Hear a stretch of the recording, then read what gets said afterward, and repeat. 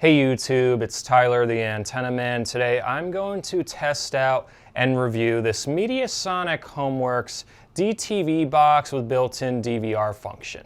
It runs about $30 on Amazon and can be used either as a digital converter box on an old TV set or as a DVR for a newer TV set. Although it does have the traditional coaxial and RCA outputs for older TV sets, it also has an HDMI output. So if you have a newer TV set and use this, you can still keep the high definition picture. You won't have 480, you will still get 1080. At about a $30 price tag, this is one of the cheapest over-the-air DVR boxes on the market. Now, before everyone gets too excited about the $30 price tag, I should make the note that this does not come with any internal storage. So if you're looking to use the DVR function on this box, you have to purchase an external hard drive. I really recommend using an external hard drive because I've used a few flash drives in the past and they all had problems because they weren't fast enough to record. So when I played back a recording, there were sometimes skips and errors. I attached a link in the description of this video to an external hard drive that will work with this DTV box. If I break down the components of this DTV box, it's a TV tuner with recording function. You can schedule recordings, and it also has the ability to connect to a TV set, whether it be coaxial cable, RCA, or HDMI. It does not require an internet connection. Does this kind of sound familiar to anyone?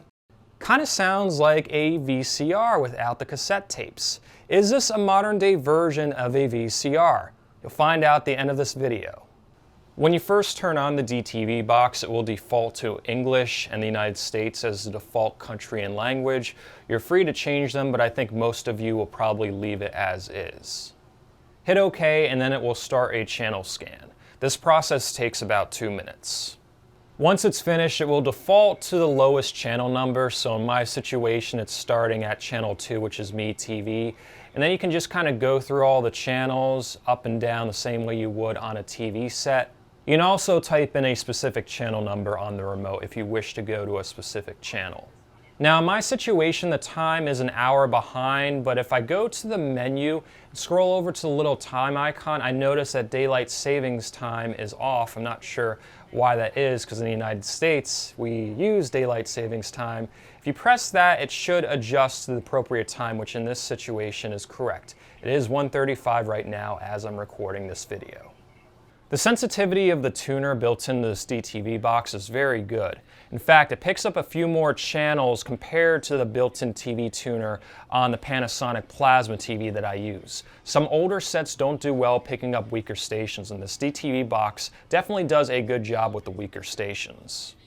This DTV box also allows you to manually input a TV station based on the RF channel. This is a must-have if you have a rotator, so that way you don't have to rescan every time you move the antenna. I attached a video in the description that gets more into this feature, including on how it can help you lock in very weak TV stations compared to running endless rescans. If you press the info button twice on the remote, it will bring up a signal meter. This can be very helpful when trying to locate the best spot for an antenna, as most TV sets don't have a signal meter and you have no way of telling if you're getting a reliable signal or not just based on the picture quality. You can see on this TV station I'm getting a 70% signal, but on this station I'm only getting about 50%. Yet without the signal meter you have no way of telling because you're still getting the same picture whether you have a 70% signal or 45% signal. But using the signal meter gives you a good indication on where to adjust the antenna to get that number as high as possible to limit the amount of dropouts you may have on a weaker TV station. Once your hard drive is in the DTV box, press the menu button, scroll over to this little flash drive icon, and scroll down to PVR Configure. You'll then want to click on Format to format the hard drive for the DTV box. Mine's already formatted, so I'm not going to format it, but if you get a new hard drive, there is a chance that it may not be formatted correctly. Make sure to format it on this DTV box. Once it's formatted, to start recording, all you have to do is press the record button. It will say enter recording, and then within a few seconds, it will start recording the program that you're on. When you want to stop the recording, all you have to do is press the stop button. It will ask you if you want to stop recording, hit OK, and then it should store the recording on your hard drive. If you press the EPG button, it will bring up a guide of the TV station you're currently on. You can also schedule recordings within the guide by scrolling down to the program you want to record and hitting OK. In this situation, I want to record Newswatch 16 at 5. It also gives you the option whether to record at one time, daily or weekly. So if you choose daily, it will record at 5 o'clock every single day. The only flaw with this is if you're scheduling a recording for something that usually airs on the weekdays, it may not be airing at that time on the weekend, so you may end up with some random programs, but at least it gives you that option.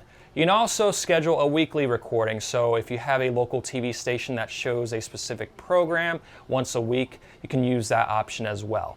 Hit OK, and then it will schedule that recording. You can also schedule recordings back-to-back on different channels. So in this situation, even though I have a recording on channel 16 at 5 o'clock, I can schedule a recording for 5:30 on channel 22 and do the same thing. Maybe I just want to record this one once, hit OK, and then it will be added to your schedule. Then let's say at 6 o'clock I want to schedule record WBRE Eyewitness News. I can do that as well. Just keep in mind you cannot record two shows at the same time. This is a $30 DTV box with its limitations. At least it allows you to schedule recordings on different channels. To access your recordings, press the USB button on the remote and then click on PVR. Scroll down to HB PVR and it will provide you a list of all the recordings you have on your hard drive. One thing I don't really like about this is it does not show the program that you recorded. It only shows the TV station, the date, and the time of the recording. So I'm not 100% sure what all these recordings are just by looking at them. I'm guessing this is Judge Judy, but I'm not 100% sure. No, it actually is. I was going to complain about how it defaults to showing the video in that little window and you have to press the hold button to get in full screen. But what I realized is it's kind of handy because you can scroll down to the next recording just to see what these recordings are. Now, although it says you can rename the recording by pressing the timer button, if you try pressing the timer button while it's playing, it won't allow you to do anything. You have to stop the recording and then press the timer button. There it will allow you to type in what you'd like, but in this situation, I just don't feel like typing in side. Nope, got that wrong. I wish it would just default the title to the program rather than the TV station. I care less what TV station the program's on. I want to know exactly what I recorded. It groups the recordings by TV station, so if you at least know what TV station you record the program on, you should have no problem finding it. Once you find something you want to watch, if you hit OK, it will start playing on this little window. If you press the hold button, it will put it in full screen. It does give you the option to fast forward and rewind based on 2, 4, 8, 16, and 32 times the speed. This can be great to help you skip through those annoying commercials. When you finish watching a recording, simply press the exit button a few times and it will bring you back to your live TV channels. Now wait a second, before you X out this video, there are some more flaws I want to get to. I've seen the data, people. I know that some of you just watch my reviews and as soon as you see me appear on the screen again, you think, okay, Tyler showed me everything I need to know. I don't have to watch anything else.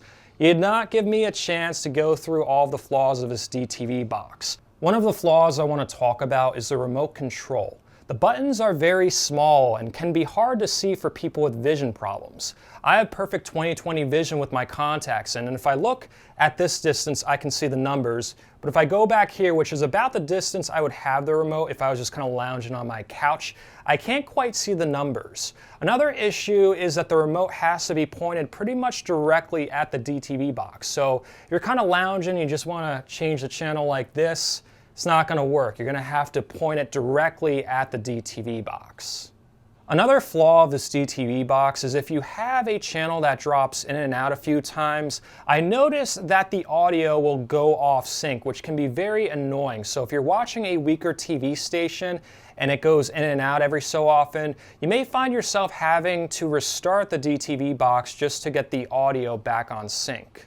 The last flaw of this DTV box that I really want to stress the importance of is that it does not work well with flash drives. I don't know if it's so much a flash drive issue or if it's an issue with the DTV box, but if you go to Walmart and buy the world's cheapest flash drive the same way some of you bought the world's cheapest antenna and expect it to work well, you're probably going to have issues. I've had no problem scheduling recordings and rewatching the recordings using a hard drive, but I have had issues using 3 different flash drives. And I don't know if it had to do with the specific brand or the speed of a flash drive, but I can just tell you to be on the safe side, if you're using this as a DVR, purchase a hard drive. I attached a link in the description of this video of a recommended hard drive that will work for this DTV box.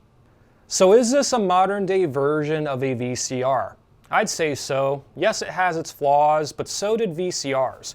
VCRs ate tapes, the heads got dirty. Personally, I've used this for the last 3 months and it works perfect for me because I don't watch a lot of TV. So even though the DVR function is very basic, it works and that's all I really care about.